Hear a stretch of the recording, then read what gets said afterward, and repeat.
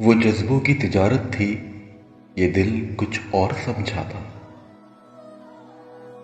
وہ جذبوں کی تجارت تھی، یہ دل کچھ اور سمجھا تھا۔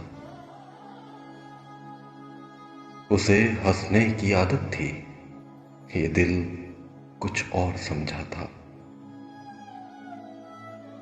ہمیشہ اس کی آنکھوں میں دھنک کے رنگ ہوتے تھے، یہ اس کی عام حالت تھی، یہ دل کچھ اور سمجھا تھا۔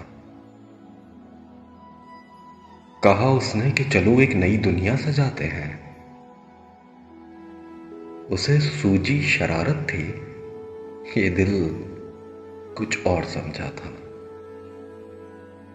وہ میرے پاس بیٹھی دیر تک غزلیں میری سنتی، اسے خود سے محبت تھی، یہ دل کچھ اور سمجھا تھا۔ میرے کاندھے پہ سر رکھ کے کہیں کھو گئی تھی وہ، میرے کاندھے پہ سر رکھ کے کہیں کھو گئی تھی وہ۔ یہ ایک وقتی عنایت تھی، یہ دل کچھ اور سمجھا تھا۔